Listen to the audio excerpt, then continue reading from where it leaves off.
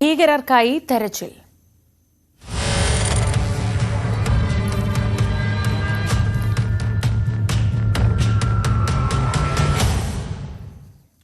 പഹൽഗാമിൽ ആക്രമണ രംഗം പുനരാവിഷ്കരിച്ച് NIA. നിർണായക സാക്ഷിയെ ബൈസാരണിൽ എത്തിച്ചാണ് തെളിവെടുത്തത്. ആക്രമണം നടക്കുന്ന സമയത്ത് ഇയാൾ ഭീകരർ കാണാതെ മരത്തിൽ ഒളിച്ചിരിക്കുകയായിരുന്നു. സാംബ കഠ്വ അതിർത്തിയിലൂടെ 1.5 വർഷം മുൻപ് ഭീകരർ ഇന്ത്യയിലേക്ക് നുഴഞ്ഞു കയറി എന്നാണ് വിവരം. ഇപ്പോൾ ഇവർ അനന്ത്നാഗ് മലനിരകളിൽ ഉണ്ടെന്നാണ് നിഗമനം. അതിനിടെ ഐക്യരാഷ്ട്രസഭയിൽ വിഷയം ഉന്നയിച്ച ഇന്ത്യ ആഗോള ഭീകരതയ്ക്ക് ഇന്ധനം നൽകുന്ന തെമ്മാടി രാഷ്ട്രമാണ് പാകിസ്ഥാൻ എന്ന് തുറന്നടിച്ചു. The whole world has heard Pakistan's Defence Minister Khwaja Asif admitting and confessing Pakistan's history of supporting, training and funding terrorist organizations in a recent television interview. This open confession surprises no one and exposes Pakistan as a rogue state fueling global terrorism and destabilizing the region. The world can no longer turn a blind eye. I have nothing further to add. Thank you. നിയന്ത്രണ രേഖയിൽ 5ാം ദിവസവും വെടിനിർത്തൽ കരാർ ലംഘിച്ച് പാകിസ്ഥാൻ പ്രകോപനം തുടരുകയാണ്. Rakesh news ഡെസ്കിൽ നിന്ന് വിവരങ്ങളുമായി. രാകേഷ്, ഏറ്റവും പ്രധാനപ്പെട്ട കാര്യം UN-ൽ ഇന്ത്യ നൽകിയ മറുപടിയാണ്.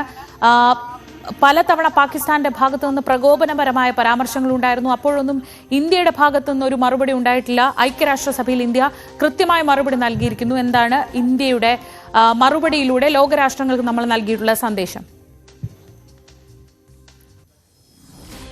ശ്രീജ, ഐക്യരാഷ്ട്രസഭയിലേതായാലും പഹൽഗാം ആക്രമണം ഇന്ത്യ ഉന്നയിച്ചിരിക്കുകയാണ്. യോജന പട്ടേലാണ് ഇപ്പോൾ ഈ വിഷയം ഉന്നയിച്ചിരിക്കുന്നത്. കാരണം യോജന പട്ടേൽ പ്രധാനമായും പാക് പ്രതിരോധ മന്ത്രിയുടെ പ്രസ്താവനയെ സൂചിപ്പിച്ചുകൊണ്ടാണ് ഇക്കാര്യം വിശദീകരിച്ചത്. കാരണം 5 ദിവസം മുമ്പാണ് ഈ ആക്രമണത്തിന് തൊട്ട് പിന്നാലെയാണ് പാക് പ്രതിരോധ മന്ത്രിയുടെ ഭാഗത്തു നിന്നുള്ള പ്രതികരണം, ഒരു വെളിപ്പെടുത്തലുണ്ടായത്. അതായത് 30 വർഷമായി അമേരിക്കയ്ക്ക് സഹായം നൽകുന്നു, മാത്രമല്ല ഭീകരരെ പിന്തുണച്ചിട്ടുണ്ട്, ഒപ്പം തന്നെ സാമ്പത്തിക സഹായം നൽകിയിട്ടുണ്ട് എന്നായിരുന്നു ആ വെളിപ്പെടുത്തൽ. ഒരു പാക് മാധ്യമത്തിലൂടെയായിരുന്നു ആ പ്രതികരണം നടത്തിയത്. അപ്പോൾ അത്തരമൊരു പ്രതികരണം ഇപ്പോൾ ഏതായാലും ഇന്ത്യ അവിടെ UN-ൽ ഉന്നയിച്ചിരിക്കുകയാണ്. മാത്രമല്ല ആ പ്രസ്താവനയിൽ വലിയ അത്ഭുതമൊന്നും ഇല്ല എന്ന് തന്നെയാണ് യോജന പട്ടേൽ പ്രതികരിച്ചിരിക്കുന്നത്. കാരണം ആഗോള തലത്തിൽ തന്നെ ഭീകരതയ്ക്ക് ഇന്ധനം നൽകുന്ന ഒരു തെമ്മാടി രാഷ്ട്രമാണ് പാകിസ്ഥാൻ എന്നുകൂടി പറഞ്ഞിരിക്കുന്നു. ഇന്ത്യയാകട്ടെ ഇത്തരം ഭീകരാക്രമണങ്ങൾക്ക് നിരന്തരം വേദിയാകുന്നു എന്ന പ്രസ്താവന കൂടി ഇപ്പോൾ യോജന പട്ടേലിന്റെ ഭാഗത്തുണ്ടായിരിക്കുകയാണ്. അങ്ങനെ UN-ൽ ഏതായാലും ഈ വിഷയം ഇന്ത്യ ഉന്നയിച്ചിരിക്കുകയാണ്.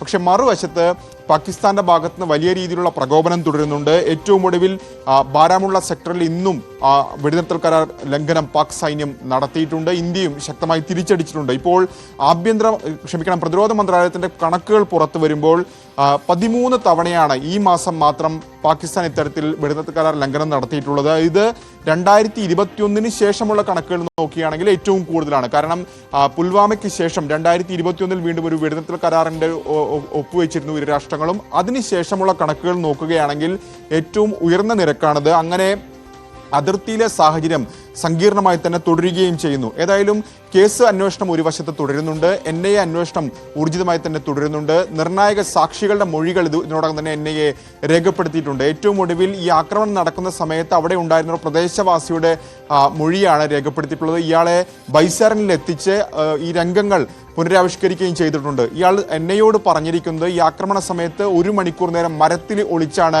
ഭീകരരിൽ നിന്ന് രക്ഷപ്പെട്ടതെന്നാണ് ഇയാൾ പറഞ്ഞിരിക്കുന്നത്. ഇയാളുടെ മൊബൈലുകൾ ശേഖരിച്ചിട്ടുണ്ട്. മൊബൈലിലെ ദൃശ്യങ്ങളൊക്കെ തന്നെ NIA സംഘം പരിശോധിച്ച് വരികയാണ്. സാധാരണ മറ്റ് ആക്രമണങ്ങളിൽ നിന്ന് വ്യത്യസ്തമായി ടൂറിസ്റ്റുകൾ ഉണ്ടായിരുന്ന സമയമായതുകൊണ്ട് തന്നെ പലരും ഈ ദൃശ്യങ്ങളൊക്കെ തന്നെ പകർത്തിയിട്ടുണ്ട്. ഭീകരരുടെ ചിത്രങ്ങളും ദൃശ്യങ്ങളും ഒക്കെ തന്നെ മൊബൈലിൽ പതിഞ്ഞിട്ടുണ്ട്. അക്കാര്യങ്ങളൊക്കെ തന്നെ NIA ഈ ഘട്ടത്തിൽ പരിശോധിച്ച് വരികയാണ്.